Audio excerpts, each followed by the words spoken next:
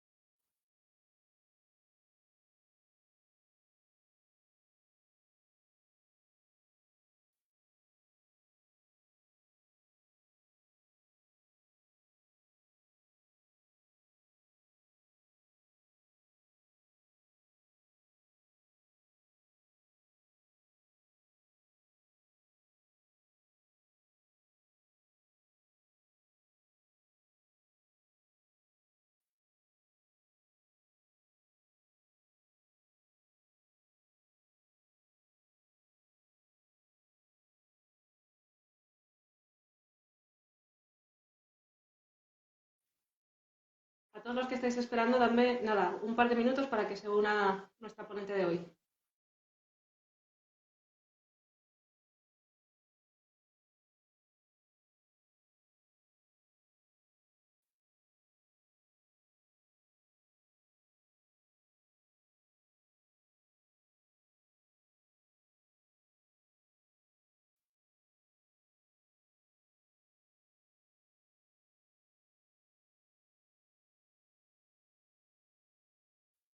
No, Ahora, vale, perfecto. Perfecto, Vale, finalmente. ya, pues corto por aquí y hablamos por aquí. Vale, genial, gracias. Mil gracias, hasta ahora. Ahora, Bueno, ahora sí. A ver, sí, finalmente. me voy a cambiar los cascos para que se me pueda oír perfectamente. Y necesito que me digáis si se me oye bien. Me pongáis por el chat que sí o tú misma, Mireia. Sí, yo te oigo bien. Vale, perfecto. Pues nada, bienvenidos al evento de hoy en el que vamos a hablar sobre el papel de la microbiota intestinal humana como elemento regulador de, por un lado, vamos a tratar el tema de depresión, pero también cómo la microbiota se transmite entre diferentes personas. Y para eso tengo el inmenso placer de entrevistar a la doctora Mireia Vallés Colomer. Y a Mireia ha sido investigadora, ha estado muchos años en el extranjero, actualmente está de vuelta en Barcelona. Mireia realizó una formación en microbiología y en biología computacional en Bélgica y posteriormente desarrolló metodologías a nivel computacional, es decir, análisis bioinformático para el estudio de las bacterias humanas a nivel de diferentes cepas. Tu trabajo, hiciste un trabajo de investigación publicado en el 2019 en Nature Microbiology, que recibió una mención especial como uno de los hitos más relevantes de Nature. Bueno, felicidades con algo de retraso, pero muchísimas felicidades. Y por si esto no fuera poco, Mireia, que es una investigadora muy joven, actualmente dirige su propio grupo de investigación en la Universidad Pompeu Fabra, en el que voy a intentar comentarlo, por favor corrígeme si no lo digo correctamente, en el que su objetivo principal es conocer cómo se producen cómo es la transmisión de la microbiota intestinal entre diferentes personas, entiendo que con diferente grado de parentesco, y cómo esto potencialmente podría afectar a la conducta o bien si el hecho de compartir espacios comunes con diferentes personas afecta a la microbiota humana y eso da lugar a algún fenotipo, alguna respuesta hacia afuera específica. ¿Es correcto, Mireia? Exactamente, lo ha explicado muy bien. Tenemos estas dos líneas de investigación, una sobre la transmisión del microbioma entre personas. En realidad, ahora no solo entre personas, también estamos yendo un poco a la perspectiva de One Health, salud global, y añadiendo transmisión con otros animales que están cercanos a nosotros y con el ambiente. Y es así, estudiamos las redes de transmisión y luego también su relación con enfermedades del sistema nervioso. Ya que sí, exactamente, vimos en 2019 que la microbiota está alterada en personas con depresión, en trastornos de ansiedad, y estamos todavía intentando entender cómo funciona esta asociación. Desde luego, porque este es un tema que bueno, que ya ha dado en las redes sociales en los últimos, diría que 3 años, ha habido un boom de comentarios acerca de la microbiota intestinal y la depresión, ¿no? O los trastornos del ánimo y de la conducta, y que básicamente parece que la microbiota intestinal ha surgido como el elemento clave, el eslabón perdido para entender estos trastornos que son tan complejos. Y bueno, si bien es un elemento que es relevante y es necesario estudiar, quizá no sea, bueno, quizá no es la única causa detrás de este trastorno. Y dicho esto, yo voy a dar paso a la entrevista. Mireia, muchísimas gracias de nuevo por participar con nosotros. En el chat podéis dejarme las preguntas que tengáis, os voy a ir leyendo. Y la idea será que, bueno, pues si os va surgiendo preguntas y si ya tenemos muchas, pues haré tendré que aplicar algún filtro, y si no, pues hacia el final seleccionaré un par de preguntas para que podamos tener algo de discusión. Más o menos durará aproximadamente desde ahora unos 40 minutos, más o menos, entre las discusiones y lo que pueda surgir de preguntas. Y dicho esto, pues vamos a la primera parte de la entrevista, que antes comentaba que habías estudiado cómo la microbiota se transmite entre las diferentes personas, ¿no? Antes de llegar a este punto y de cómo se produce esa transmisión, una de las primeras preguntas que a mí me surge, que me gustaría discutir, es: en una escala ordenada, ¿qué 3 o 5 factores dirías que son los más relevantes a la hora de modificar la composición de la microbiota intestinal? Vale. Realmente es una pregunta que parece súper obvia, pero la respuesta no es fácil. O sea, sabemos que el determinante principal es la enfermedad. O sea, en enfermedades, sobre todo si hay diarrea o alteraciones en el tiempo de tránsito intestinal, hay alteraciones importantes en la composición del microbioma. Más allá de ello, la dieta, o sea, lo que come, o sea, y es un factor muy importante porque también es modificable. Nosotros podemos decidir comer de manera diferente y así modular la composición del microbioma para que sea más saludable para nosotros.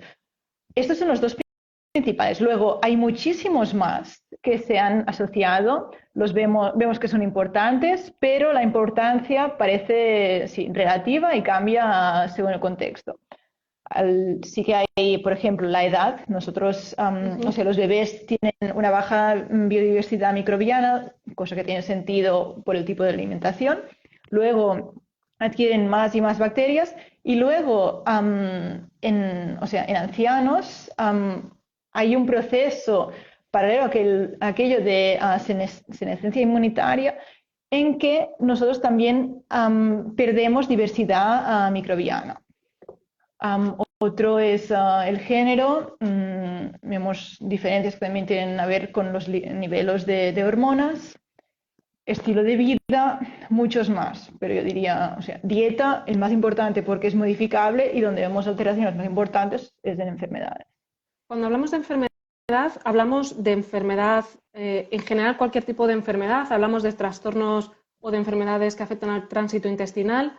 ¿De qué estamos hablando concretamente? Porque lo comento porque en mi ámbito de estudio, que es cerebro-intestino, o sea, directamente enfermedades que son neurológicas, en mi caso, pues epilepsia, que es el ámbito en el que trabajo, los pacientes con epilepsia tienen una microbiota intestinal diferente.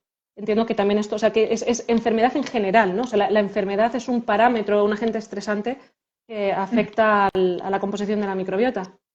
Sí, y las alteraciones van a ser diferentes en cada enfermedad, y en realidad se empezó a estudiar enfermedad de Crohn, o sea, enfermedades intestinales o cardiometabólicas, pero cada vez más vemos que otras enfermedades que no se trataban como también enfermedades del intestino, también tienen un microbioma intestinal alterado. Aquí también se ha exagerado algunas veces. Vemos que estudios que comparaban pacientes con personas sanas, alguna vez las diferencias que observaban no eran a causa de la enfermedad, podían ser por otros factores como dieta diferente, medicación, que también puede afectar la composición del microbioma. Estos factores de confusión, ¿no? Que forman parte de cuando estás haciendo cualquier estudio, que los tienes que regular o tener muy, muy bien controlados.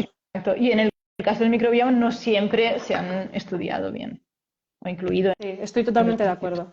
Sí, sí, sí, totalmente de acuerdo, ¿no? Que son todos estos factores que lo que hacen es añadir mayor entropía a los resultados, que bueno, tienes unos resultados que intentas asociarlos a tu cohorte concreto de acuerdo a su perfil, pero siempre vas a tener, a menos que los controles muy, muy, muy detalladamente, y con humanos es bastante complicado, pues vas a tener esos otros factores. Y quería hacer un pequeño paréntesis de cuando hablamos de la microbiota en enfermedad.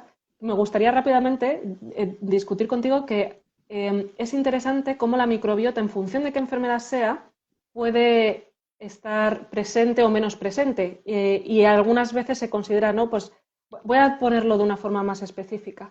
Akkermansia mucinifila, típica bacteria considerada como, bueno, maravillosa, mucoprotectora. Sale, si cualquiera que vaya un poco por Instagram y por perfiles que hablan de microbiota, pues es como el top de la microbiota. Y sin embargo, en algunas enfermedades, Akkermansia mucinifila parece elevada. Me gustaría rápidamente discutir contigo sobre esto, ¿no? Sobre cómo algunas bacterias, en función de la enfermedad de la que estemos hablando, pueden resultar elementos que quizás sean beneficiosos o simplemente elementos o componentes que a lo mejor van en detrimento de la enfermedad, o que incluso lo que están haciendo es que aparecen desreguladas, no porque sean buenas o malas, que ese es otro concepto, ¿no? Pero voy a simplificarlo, buenas o malas, pero porque también son dependientes de otras bacterias o de la presencia o disminución de otras bacterias. Sí, realmente. O sea, aquí hay dos cosas que demuestran lo poco que sabemos todavía, incluso si en la última década la investigación en el microbioma ha avanzado muchísimo, todavía nos queda mucho que no sabemos. Y una parte aquí es, bueno, sobre Akkermansia. El nombre es Akkermansia mucinifila, o sea, le gusta la mucosa, lo que hace es también puede comer mucosa. Si nosotros no comemos fibra, Akkermansia puede ser que contribuye a destruir nuestro epitelio intestinal. O sea que es una bacteria buena en muchas condiciones, pero no para todo. Y tiene que estar relacionada también con, como decías, es algo multifactorial. No podemos solo decir, vale, vamos a tomar esta bacteria, un probiótico de segunda generación y tal. Tenemos que también, analizar un poco el contexto. Y la otra es que también se ha hablado mucho de Akkermansia, y lo que hemos visto es que Akkermansia, a partir de métodos computacionales, son varias especies.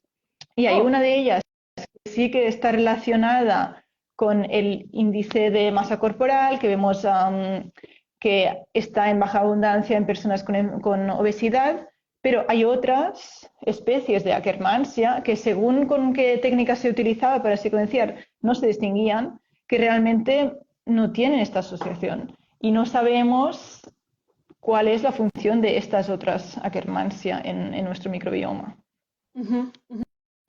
Bueno, porque esta es otra cuestión a nivel de especie, ¿no? Como también en función de qué especie seas, aunque sean del mismo género, ¿no? Hablamos de género y de especie, la especie sería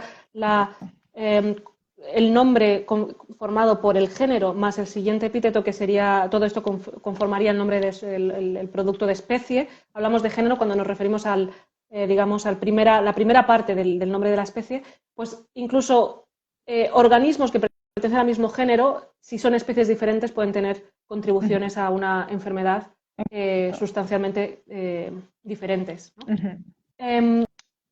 Y bueno, volviendo al tema de, ahora que hemos pasado por los factores que pueden afectar a la composición de la microbiota, voy a retomar el tema de objetivo de la entrevista, que es la convivencia entre personas, ¿no?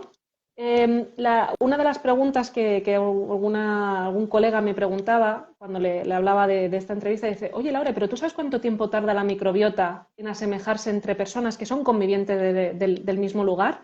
Y yo pensé, pues bueno, por supuesto se lo voy a preguntar a Mireia, y luego también pensé, ¿habrá diferencia según el contacto entre las personas? ¿No? Esto ¿es la misma, se transmite, cuál es la probabilidad de que haya una homología entre personas que son pareja y familiares que tienen una relación filial, por ejemplo? Vale. Es algo también que no sabemos exactamente cuánto, o sea, parece que es algo bastante rápido, pero no podemos todavía decir cuánto tiempo es necesario. Lo que sí queremos es, primero, que cada especie se transmite de modo diferente. Hay algunas que muestran una transmisibilidad, o sea, frecuencia de transmisión mucha más alta que otras. Es lo mismo, por ejemplo, que vimos con variantes del virus de la COVID. Lo mismo por el microbioma. Hay algunas especies, sobre todo aquellas que pueden sobrevivir mejor en el ambiente externo, que se transmiten más frecuentemente. Esto es importante porque la mayoría de especies en el microbioma intestinal son anaeróbicas, o sea, se mueren con el oxígeno, o sea que necesitan que estemos cercanos entre nosotros para poderse transmitir. Mientras que, por ejemplo, el microbioma oral, aquellas bacterias tienen saliva como vehículo de transmisión y toleran el oxígeno. Y vemos en realidad que sí, se transmiten mucho más frecuentemente. Y también allí vemos que para las especies del microbioma oral, las parejas comparten mucho más que madres o padres con hijos e hijas. Mientras que en el microbioma intestinal, una vez, o sea, la madre transmite mucho de su microbioma al bebé. Hay una grande inoculación en nacer, que es más o menos el 50% de su microbioma durante el primer año de la vida. Luego, cuando el bebé empieza a expandir la actividad motoria, o sea, se empieza a adquirir especies de otras fuentes, comparte menos con la madre. Y a los más o menos 3 años de edad, que es cuando el microbioma de un infante ya se parece más o menos a un adulto, ya madurado, allí, a partir de aquel momento, nosotros no vemos diferencias importantes entre transmisión entre parejas o padres con hijos o entre hermanos. Vale, voy a ir un poco, porque cuando ha habido algo que me ha hecho como, wow, comentas que a los 3 años la composición del microbioma del bebé, del niño, ya se empieza, es mucho más parecido al de un adulto. ¿De qué adulto estamos hablando? ¿Es un adulto promedio de edad de 30 años? ¿Hombre, mujer? Un bebé? Es que claro, estamos hablando de 3 años, ¿no? O sea, me parece como una etapa muy, muy temprana. Sí, pero es realmente, o sea, cuando nosotros analizamos una muestra de un bebé, vemos que es completamente diferente. Luego, entre adultos hay tanta variabilidad que un niño de 3, 4 años con un adulto, o sea, vamos a ver diferencias probablemente por género, por otras situaciones, pero ya no es esta composición que decimos, vale, esta es de un bebé. O sea, el proceso. Pero esto significa entonces que Perdona, mira, ya se acaba. Bueno, era el proceso, lo que llamamos colonización primaria del microbioma, o sea que en esto ha habido mucho debate, pero ahora sabemos que en una... me sale en inglés. Pero, Dilo en inglés. o sea... Dilo en inglés. Pregnancy, o sea, era un En un embarazo. embarazo. Sano, o sea, sin contagios, sin ninguna infección, el feto es estéril prácticamente. Y luego es cuando nace que la madre le da muchas de las bacterias. Luego, desde allí se empieza un proceso de colonizar el intestino del bebé. Si tenemos enfermedades enfermedades lo que pasa es que perdemos diversidad en muchos casos y luego hay un proceso de colonización secundaria, o sea, reformar este ecosistema. Un poco como si un bosque se quema, pues los árboles que crecen al inicio no son los que vemos en un bosque que tiene muchísimos más años. Pero también esto es un indicativo de que la microbiota es mucho más estable de lo que pensábamos, ¿no? O sea, me da la sensación de que popularmente pensamos que la microbiota es un elemento bastante versátil, que lo es, pero con muchas más fluctuaciones en composición. Pero de acuerdo a lo que dices, si desde los 3 años hasta la edad adulta es grosso modo, es similar, entonces esto significa que es más estable de lo que realmente creemos. Claro, hay matices aquí. O sea, no es que tu microbioma cuando tienes 3 años y cuando ya 40 va a ser igual.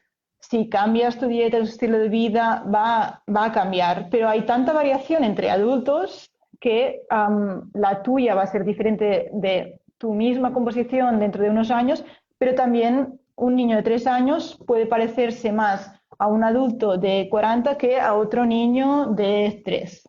Ok, entiendo.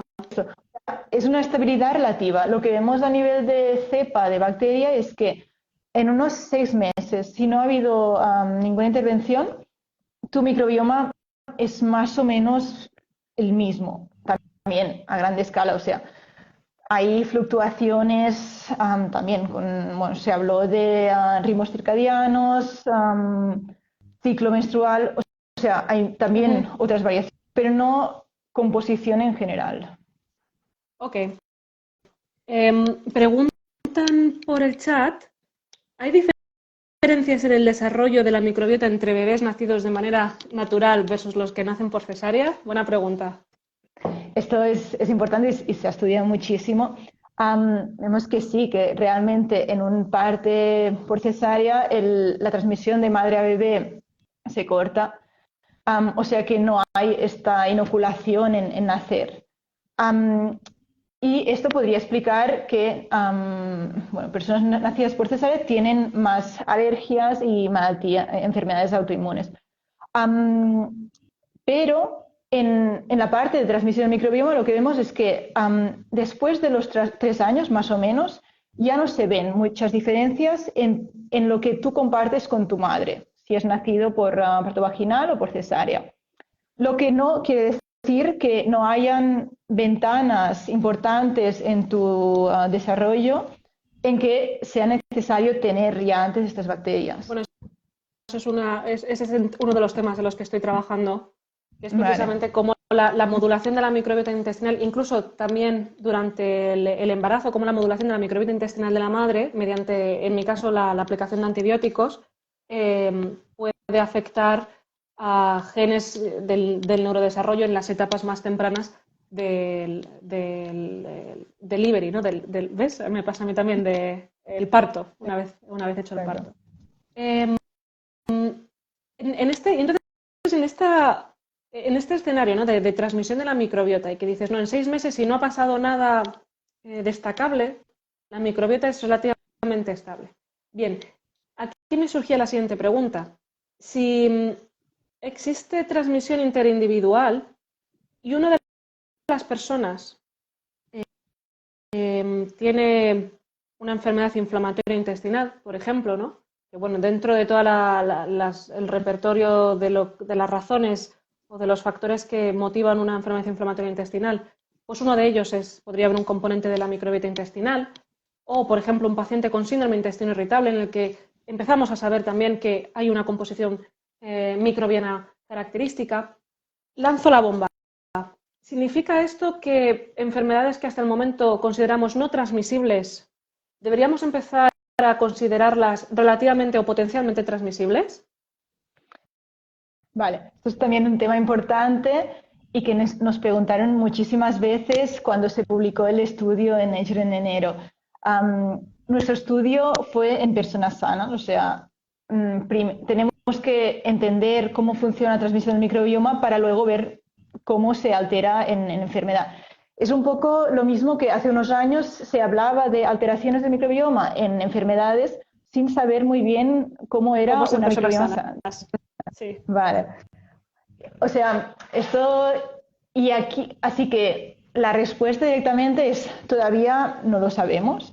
Sí que hay hipótesis en que decimos, vale, o sea, de nuestras y también las lanzaron también otros hace ya unos años, que dicen, a ver, si el microbioma está asociado a enfermedades y el microbioma es transmisible, por definición, esta enfermedad también podría tener un componente transmisible a través del microbioma.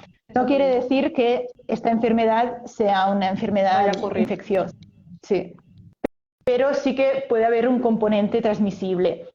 También aquí los periodistas nos decían, vale, pues si yo vivo con una persona con diabetes que está asociada a alteraciones del microbioma, ¿voy a tener yo también un microbioma alterado? ¿Voy a desarrollar diabetes? Bueno, en general, por ecología microbiana, o sea, una microbiota más diversa también es más resiliente a perturbaciones. O sea que, en principio, lo que nosotros esperaríamos es que tú te puedes beneficiar de, o sea, no, el enfermo se va a beneficiar de la transmisión de un microbioma sano, pero tu microbioma sano no va a estar alterado por el hecho de vivir con una persona con una enfermedad. Pero bueno, esto es nuestra hipótesis. Tengo que decir esto, que, o sea, es investigación súper reciente y todavía no lo sabemos. Sí, aquí es importante destacar que por favor nadie considere esto que ahora vaya a decirle a cualquiera, ¿sabes que se puede transmitir tal enfermedad a través de la microbiota y si nos damos un beso me lo vas a pegar? Porque ya veo a la gente aquí cogiendo una parte por el todo y bueno, viniéndose arriba. Desde luego. Pues con esta parte de la transmisión vamos a pasar a la parte más asociada sobre enfermedades. A mí no me gusta hablar de enfermedades mentales cuando hablamos realmente de trastornos del ánimo, ¿no? Como podría ser como es la depresión y la ansiedad. En tu trabajo publicado en Nature Microbiology, que comentaba antes al principio, en el año 2019, demuestras, entre otros resultados, pero voy a sacar el más destacable, existe una correlación entre la ausencia de algunas bacterias, en concreto Coprococcus y Dialister, en pacientes con depresión, y voy a acotar geográficamente, en una parte de la población flamenca de Bélgica.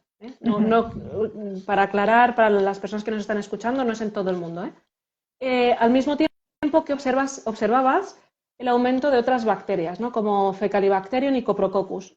Y estos estaban asociados a una mejor puntuación en los test de calidad de vida. Puesto en este contexto, me gustaría que discutiésemos sobre la relación, y antes lo habíamos comentado en privado, entre causalidad versus correlación en la depresión y la ansiedad, ¿no? Vamos a discutir un poco estas frases como que si tienes un intestino feliz, también vas a tener un cerebro feliz, que cuides muchísimo tu microbiota porque si la tienes súper cuidada vas a estar súper contento. Y aprovechando también esto, pues pasar o comentar esta idea que veo desgraciadamente a menudo en Instagram, de que como las bacterias, como una gran parte de la serotonina se produce en el intestino, si tienes serotonina intestinal, pues vas a estar más contento porque la serotonina está involucrada en, no sabemos si es la causa o la consecuencia, la mayoría de los estudios apuntan a que simplemente es consecuencia, pero disminuciones en la liberación de serotonina o en la recaptación de serotonina sería consecuencia o un marcador de depresión. Entonces me gustaría que discutiésemos alrededor de este contexto de gut-brain axis, de cerebro-intestino, en cuanto a bacterias y enlazándolo, por supuesto, con tu trabajo, en cuanto a cómo es esto. La pregunta es, ¿están las bacterias intestinales, son las causantes de la depresión? No, me da miedo escuchar esto. O sea, también primero sobre nuestro estudio, nosotros lo que vimos es comparando muestras de pacientes con depresión con personas sanas, vimos que los pacientes con depresión tienen menor abundancia de estas bacterias. Lo que, o sea, luego son bacterias que tienen propiedades antiinflamatorias, o sea que podría haber una posibilidad de modular el microbioma de las personas con depresión para ayudar, pero, o sea, creo que no es solo a través de la modulación del microbioma, sino que podría complementar otros tratamientos.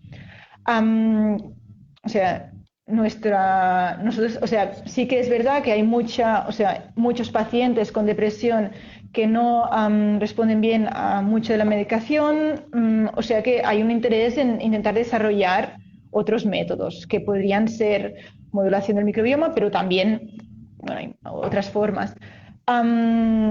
Luego sí, esto fue en una población en Bélgica, lo pudimos validar en otra en Holanda. Pero bueno, entre Bélgica y Holanda la dieta no es muy diferente.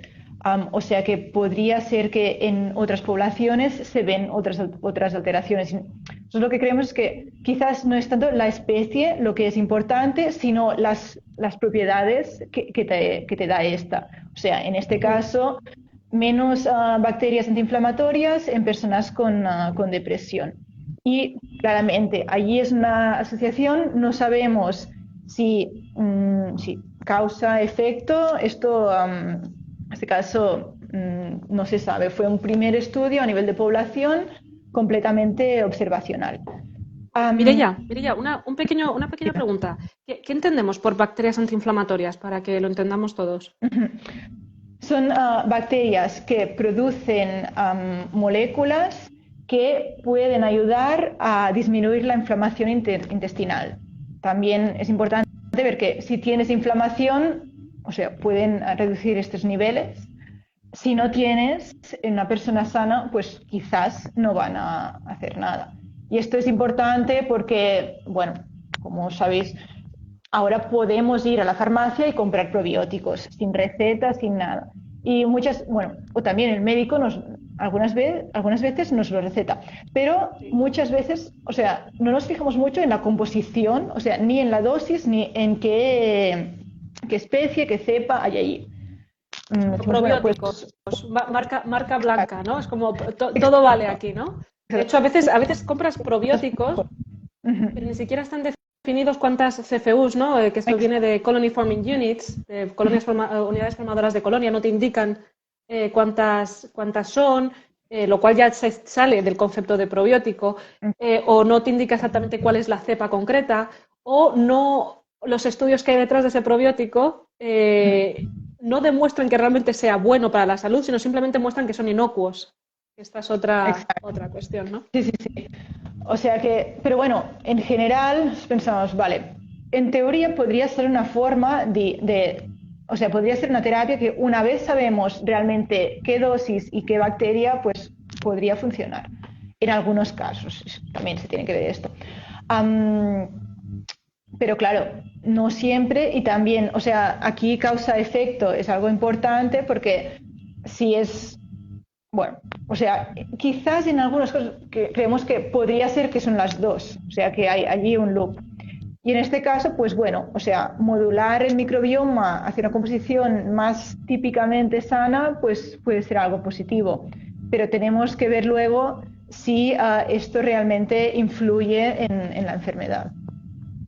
Y sobre todo, bueno, también recordar, y lo hago como un comentario general para las personas que nos estén escuchando, que insistimos en que la depresión es un trastorno complejo, que como tú bien has mencionado, la incorporación de un probiótico podría ser un tratamiento de alguna forma coadyuvante, ¿no? Que ayudar a otros tratamientos que se estén realizando en paralelo, ya sea tratamiento mediante terapia psicológica, mediante intervención psiquiátrica, pero que no se considere que, bueno, pues me tomo la pastilla, ¿no? y ya está, y con esto, en este caso, me tomo el probiótico y con esto lo voy a solucionar. No, exacto. Te quería, en esta línea de cómo son las bacterias en los pacientes con depresión y cómo podríamos sacar un probiótico, ¿sería posible, o sea, si identificamos dentro de tu trabajo, tú identificas que hay una población de personas que están sanas, que tienen puntúan muy alto en los test de calidad de vida y que tienen unas cepas concretas, ¿no?, de bacterias? ¿Cómo, si quisiéramos desarrollar esos probióticos, tendría sentido o podríamos aislar esas bacterias de esos pacientes en un laboratorio, crecerlas y entonces administrarlas en un ensayo clínico, por ejemplo? ¿Cómo podríamos hacer ese traslado de lo que vemos a nivel computacional a tener la bacteria en una pastilla? Sí, en teoría los pasos, o sea, seguiríamos así. O sea, primero identificar realmente qué cepa es mejor que otras, porque Faecalibacterium, Mucoprococcus son géneros de bacterias otra vez. O sea que allí puede haber especies con funciones un poco diferentes o cepas que funcionen mejor que otras. Luego, luego serían los mismos pasos que en cualquier estudio clínico. Realmente primero en estudios preclínicos, por ejemplo en ratones, ver si allí podemos efectos similares, luego demostrar que eso no en humanos, personas sanas, y luego determinar la dosis para poder llegar a un tratamiento. De acuerdo, esto lo comento, quería que lo comentáramos porque es verdad que, claro, sabemos, bueno, pues probióticos sí, ¿no? Pero ¿de dónde surgen? ¿Cómo podemos aislarlos? O sea, sí, esto lo vemos sobre un ordenador, pero esto existe, eso lo podemos tocar, ¿no? La realidad es que sí. Como tú bien has indicado, hay diferentes metodologías a nivel experimental que nos permiten aislar esas bacterias. Y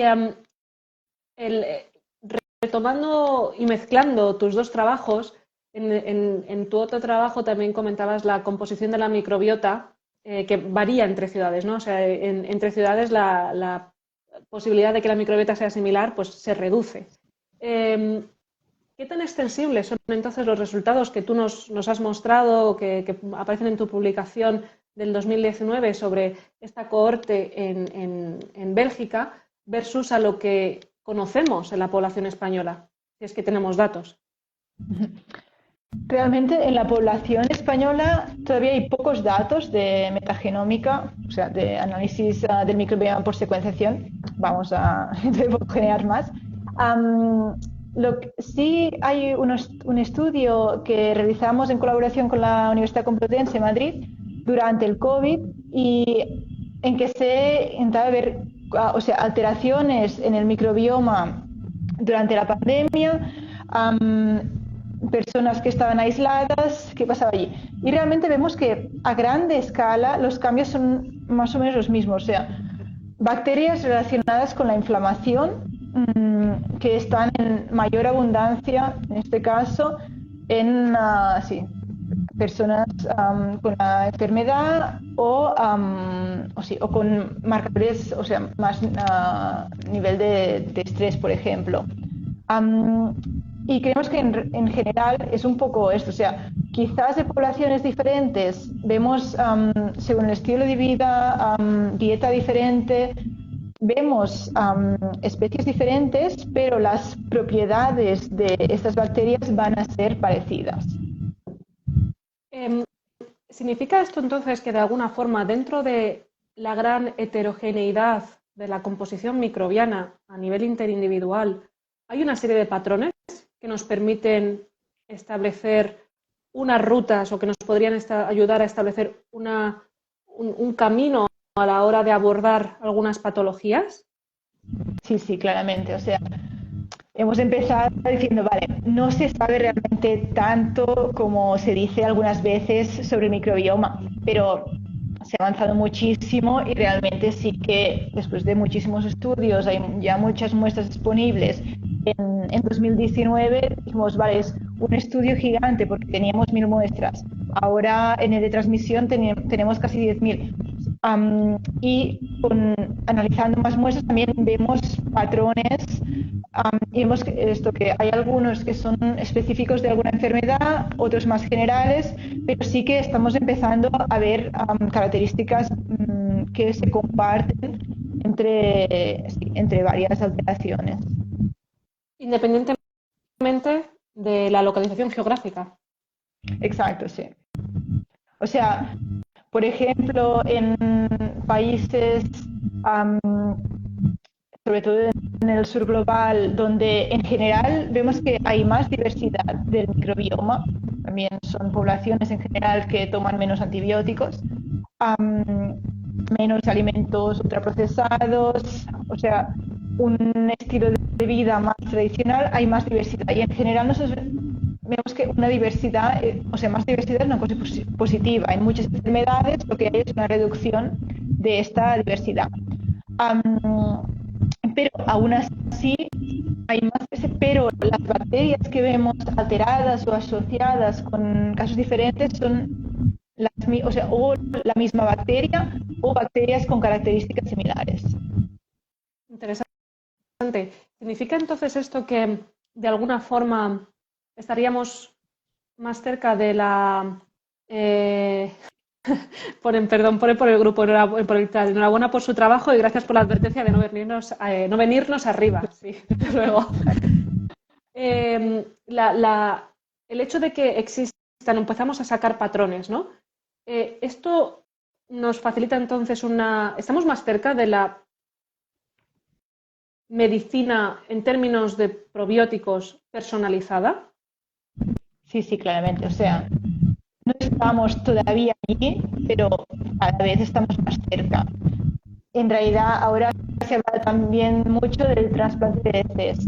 Esto, a ver, funciona en casos de infección con Clostridium difficile, en que hay resistencia a todos los otros tratamientos y en algunos casos ha dado resultados muy buenos.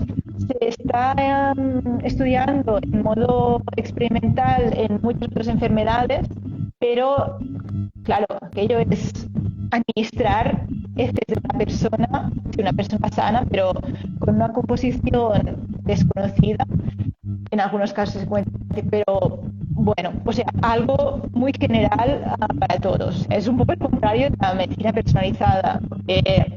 Estamos intentando es ver, vale, esta persona tiene esta composición del microbioma, tiene pocas de estas bacterias, pues vamos a administrar exactamente esta. O sea, ir realmente a la medicina personalizada y esto. Todavía no estamos allí, pero cada vez más cerca. ¿Qué tiempo más o menos? Es una pregunta arriesgada, ¿no? Pero ¿qué margen de tiempo le das tú a que empecemos a tener una medicina personalizada en términos de microbiota intestinal? Es realmente arriesgado. O sea, yo creo que en pocos años vamos a tener ya algunos tratamientos que van a ser más claros y más específicos que ahora, que muchos de los probióticos que se dan son, por ejemplo, los que hay también en el yogur, o sea, las bacterias que están allí normalmente, y creo que esto sí que va a cambiar en pocos años, pero de allí a dar exactamente, o sea, a secuenciar el microbioma de la persona y según esto dar un tratamiento específico, creo que esto va a tardar un poco más. Todavía queda un poquillo, estoy de acuerdo. Sí. Antes de ir a la última pregunta, voy a pasar por una de las preguntas que han hecho en el chat, que es ¿cómo se estudia la influencia de la microbiota en distintas enfermedades que no sean intestinales? Aquí podemos abordarlo, creo que entre las dos. Por un lado, por la parte que a mí me toca de temas cerebro-intestino, pues tenemos modelos animales, es la aproximación más inmediata. También existen otros instrumentos que se llaman organoides, en los que también podemos probar como, que son como mini órganos in vitro, pero bueno, no, por supuesto no ves toda la complejidad a nivel sistémico. Mireia, ¿quieres añadir algo más sobre cómo estudiar otras vías, otras enfermedades que no sean directamente intestinales? No, realmente, o sea, claro, nosotros lo hacemos mucho con métodos computacionales en los que vemos, o sea, nos pueden guiar otros análisis, pero luego sí se tiene que ir al laboratorio y, porque claro, en humanos no podemos realizar intervenciones sin saber muy bien qué hacemos. Por eso es importante en algunos casos, como dijiste, hacer algo, no sé, probarlo antes, por ejemplo, en ratones. Ahí es importante tener en cuenta que, o sea, los ratones tienen una anatomía cerebral y una anatomía intestinal diferente a la nuestra, pero bueno, nos puede guiar nuestro estudio. Básicamente, bueno, espero que hayamos resuelto esta pregunta de cómo otros modelos. De todos modos, conozco a la persona que ha hecho la pregunta, entonces se lo puedo comentar, lo podemos discutir después en persona. He preguntado por el chat si te escuchan bien, Mireia, porque yo te escucho, no sé si es lo mismo es mi conexión, te escucho un poco entrecortada. Al principio te escuchaba bien y como desde hace unos 5 minutos te escucho un poco, Yo no sé si... igual, cuando hablas tú no tanto, pero cuando empiezo a hablar yo siento... Oh, espera. A ver, ahora mejor. No. Yo creo ahora. Sí, yo creo que ahora, lo único que me digo yo, pero ahora yo creo que te vamos a ir mejor. Bueno, vamos a verlo con una de las últimas preguntas. Un poco ya para ir cerrando. Yo dejaba esta pregunta para el final, que es un poco el call to action, ¿no? A la gente.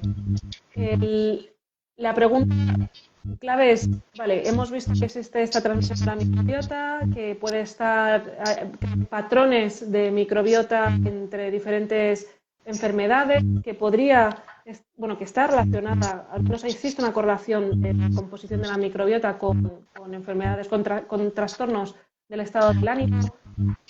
La pregunta es, bien, con toda esta información, ¿qué podemos hacer nosotros para tener una microbiota intestinal que esté de nuestra parte en relación a, por ejemplo, los parámetros de calidad de vida? ¿Qué actividades, qué alimentación, qué cuestiones psicosociales podemos también llevar a cabo? La parte más, o sea, la intervención más directa en el microbioma es a través de la dieta. O sea, si comemos mejor y no hace falta concentrar, o sea, más fibras, menos alimentos procesados, menos azúcares, nos van ya a ayudar muchísimo. Esto es algo... Perdona que te vuelva a cortar. Como me parece una respuesta bastante importante y se te oye un poco lejos, no sé si tienes alguna posibilidad de acercarte al micro o probar otra vez con algún otro micrófono. Los auriculares. Yo también escucho ruido, o sea, cuando yo hablo. Cuando tú hablas En la oficina. O sea, cuando estás hablando. A ver, ahora. es que ahora, vale, ahora parece que bien. Vale, a ver si. Bueno, esto, comer bien, comer sano, más fibra, menos alimentos ultraprocesados, menos azúcares. Aparte de esto, debilidad activo y si es posible, menor estrés. Cuando sea posible. Menor estrés. Menor estrés. Bueno, totalmente. Que durmamos bien, que tengamos la calidad de sueño, que no tengamos estrés, que practiquemos deporte en la medida de lo posible, bueno, aunque sea un deporte mínimo, pero que nos permita cierto movimiento. Y estas cosas que a veces un poco como un unicornio, porque con las exigencias vitales, los sistemas en los que vivimos son realmente, a mí me resultan bastante incompatibles con el hecho de promocionar una microbiota sana, ¿no? O sea, es un tema que trasciende la parte científica para empezar a meterse en una cuestión político-económica psicológica. Exacto, claramente. Si es posible y en la medida de lo posible. Desde luego. Bueno, pues Mireia, como hemos comentado, ya llevamos unos 40 minutos de entrevista. Agradezco muchísimo. Bueno, voy a preguntar si alguien tiene alguna pregunta que le quiera hacer a Mireia ahora en directo y no que calle para siempre. Bueno, no pasa nada, no tenéis que callar para siempre, me lo podéis preguntar en algún otro momento y se la paso a Mireia. Estoy pasando a ver si me he dejado alguna pregunta por el chat. Bueno, pues de momento no tenemos ninguna otra pregunta. Yo estaba mirando a ver si me había dejado alguna de las preguntas, porque me había puesto otras preguntas así como de bonus, pero creo que he pasado por todas ellas y las hemos discutido muy eficientemente. Muchísimas gracias. Podéis seguir a Mireia en Twitter. Su cuenta es Mireia Vallés, acabado con C, de C de Cantabria. Y realmente os aconsejo que sigáis el trabajo de esta investigadora porque es increíble, además de ser una persona muy joven, es una mujer que ha viajado, tiene una experiencia internacional increíble. Las personas que trabajamos en el ámbito de la investigación, bueno, ya os digo que tiene un perfil extraordinario y hace una ciencia de calidad, que esto cuesta verlo y de verdad que os aconsejo que la sigáis y como habéis visto además, ella es súper accesible. Mil gracias, Mireia, por tu tiempo en la entrevista de hoy y ojalá que nos podamos volver pronto a ver. Gracias, muchas gracias. No sé si antes de cerrar quieres añadir algún pequeño comentario que te haya llamado la atención o que quieras recalcar y que la gente se quede con esa idea. Creo que realmente hemos más o menos hablado de todo. Es esto, si hay más preguntas, lo que sea, a través de Twitter, encantada de... Pues ya lo habéis escuchado, que a través de Twitter le podéis escribir a Mireia. Y con eso dejaré el chat, la entrevista colgada en el perfil para que la podáis revisar cuando queráis. Y muchísimas gracias, Mireia, muchas gracias a los que nos habéis estado siguiendo en este ratito. Y un abrazo muy fuerte. Estamos en contacto, Mireia. Muchas gracias a todos. Gracias. Chao, chao.